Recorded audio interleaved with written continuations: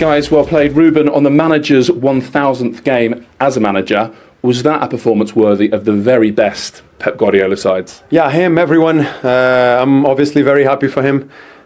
We live for games like this, and I mean, there's no higher level than these kind of levels. So very happy for him, very happy for us, and very happy for everyone, because everyone did a great game. Well, Jeremy, it was your 100th game for City as well, and I know there was that game against Bournemouth where you had the 4 assists, but have you ever played better than you did today? I don't know. I think in big games it's always more exposed, it's always more beautiful. I'm just happy with the game and the performance today from the team. From the start, we prepared the game well. And yeah, we were directly, so I'm very happy. But does it mean a lot to you personally to kind of dominate, if that's the right word, a game of this level? Yeah, that's always good. Good for the confidence as well. But I got great players around me that push me. He pushes me every day because he believes in me, and that also gives me also the feeling that I have to do more every game, and every day I want to improve, and having teammates like that makes it easier for me. So it sounds like you're on his case a bit, Ruben. You want the best from him? Yeah, from him and from everyone. We need to push all of us. Myself, everyone, he needs to push me, I need to push him, we need to push everyone. I seen obviously the amazing game he did. I seen just now in the end the sprint Erling did to compensate because Savinho was inside, and we live of these things. I remember still before I came to this club, and from watching this club playing on TV, these were the details that make them win so much. These little differences of everyone ready to show up and ready to sacrifice for the guy next to them. And I wonder today as well if we saw a little bit of a new City taking shape. Probably you've been feeling it for a few weeks or a few months, but Jeremy giving a player of the match performance, Nico O'Reilly, Matheus Nunes. We know what, with respect to guys like you, the kind of City legends can do, but are we seeing a new generation kind of stepping up now?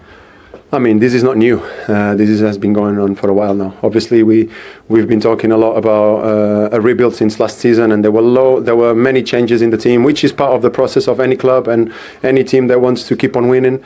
And yes, of course, there's maybe new faces to the one because of the ones that left, but the quality stays the same, and we keep on pushing. And I mean, it's still early in the season, feet on the ground, but we're going to keep on pushing, yeah. I think it was another record because, Jeremy, you were named player of the match as early as the 63rd minute when you got your goal.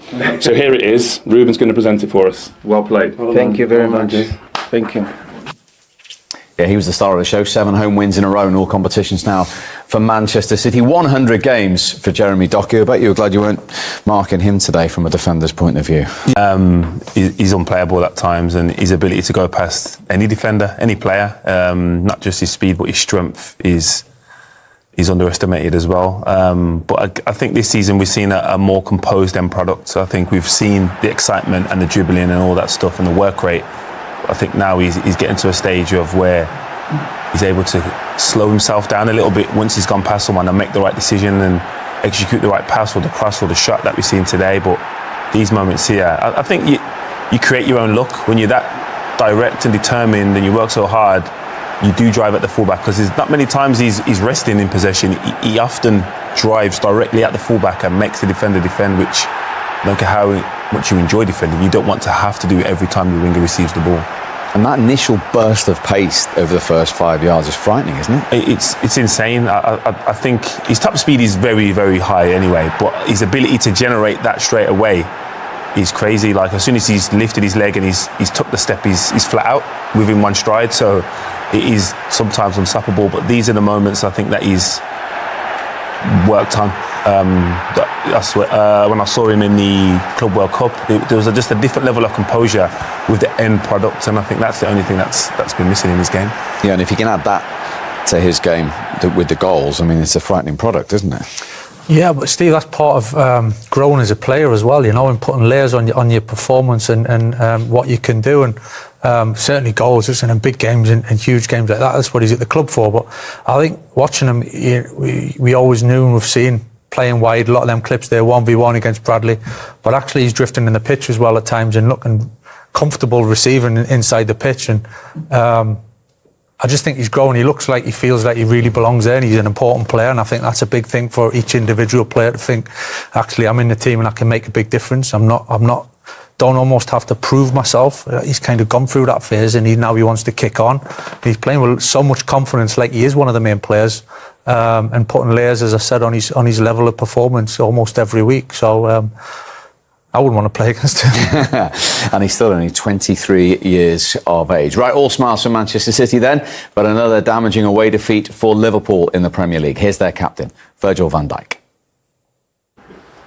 Well, Virgil, there was a sliding doors moment in that game when you had the ball in the net. Obviously, it didn't stand. As you stand here now, do you look back at that, or do you reflect more on how Liverpool have played today?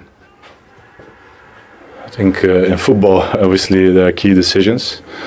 That obviously happens, and the officials are deciding this, and we have to deal with it on the pitch, both teams. And I think there's no point to discuss this on my point of view. But the reality is that we lost it 3-0, and that's obviously a big blow, definitely. Before we move on then, have you seen it back? Do you have a view on whether it's a correct or incorrect decision? It doesn't really matter, I think, what I would say, because if anything I would say would be in the next couple of days in the media, and then the whole international break will be about me saying and commenting on a decision that the referee made. I just rather focus on the fact that we lost here today, 3-0. And but obviously, decisions are key. And today, the penalty and the disallowed goal was important decisions in the game. And, that's it. You guys can can debate if it was should have been stood or should have been a penalty or whatever. Comment though on the Liverpool performance. How did that sort of match up to what you expect of yourselves? Never mind us. Yeah, I think obviously first half was difficult.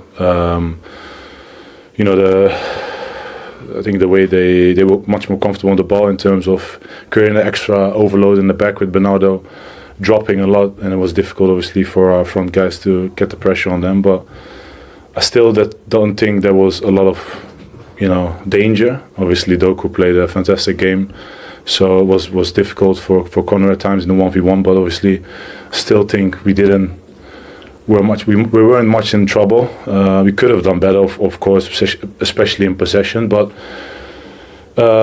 and obviously then the decisions and the penalty moment, the momentum shift more to their side, and we had to dig deep. And the second half, obviously, I think we get a little bit more momentum in possession, but our pressing was just not good enough, and the way we did it as a team should have been better. But like I said before the game, it's finding consistency and keep going. And but this obviously losing hurts always, like it should be to each and every one of us. But 3-0 especially, and now we go to our countries and stay fit and be ready for a big run after that. Nothing. I think in terms of power, it's low, it's in the corner, it's a good save. He goes early, goes the right way and gets a good hand on it. So at that point in time, we thought it was a really big moment in the game. Got his foot just about right on the line from the goalkeeper. Van Dijk touch and go as it is, but doesn't really affect what happens in the end. As a repeat, at that moment, it felt like a huge moment in the game, but in the end, it wasn't the biggest one. Well, he then got his second Premier League goal against Liverpool, although, as you saw right from the off, he didn't know too much about this, did he? I didn't think he did. I mean, in a good run from him. He makes it cross, doesn't he, Nunes? Yeah, he just mentioned it. I mean, you've got to get tired to him there. Where's the contact? He knows nothing or very little about this. The ball is actually flicked into his head. But here, Van Dijk and Robertson were in the opposite positions. Van Dijk is left back. They have switched, but I still think Robertson's got enough time. Look, the touch is taken here, or Wirtz for that matter, to get out. Robertson backs off again, lets the cross come in, and then, as I say, I don't think Haaland knows much about this. This is flicked onto his head, and his head's down. He's not looking at the ball. It hits the top of his head actually. It's hard to see in there. That's probably the best one. He doesn't. You can see he's looking to the left of the post there, I don't think he knows much about it, but it flies into the corner. Okay, so that was 1-0 Manchester City. Then Liverpool thought they'd made it 1-1. We'll look at it in a moment. This Been high enough, often enough to disallowing of that goal when the offside flag went up. The referee's call of offside and no goal to Liverpool was checked and confirmed by they flooded it with Robertson in an offside position and deemed to be making an obvious that one. action direct. Had a penalty saved, but he was soon on the score sheet again as ever. We'll have a go. And Let's have a Gonzalez, look for at the it. first time this season in the Premier League, has made it 2 City. Thanks. Liverpool nil. I think it's a bad decision. I think The goalkeeper as Van Dijk heads it. So Vicinity? I think it's going in regardless. I'm just trying to give a balanced view, and I think if he's in that vicinity, to start with, he might affect the goalkeeper to know that he's there. But actually, the header itself goes in regardless. And of course, to compound that, Gonzalez made that 2-0 off Virgil van Dijk, and that makes Liverpool's challenge even greater in the second half. In the rain, he's singing in it at the moment in his... Right, so Liverpool trailing by 2 goals at half-time for only the second time under Arne Slot in the Premier League. This is the reason that Nico Gonzalez deflected goal just before half-time, Jolie, and it would have to be off Virgil van Dijk as well after what we've just been discussing.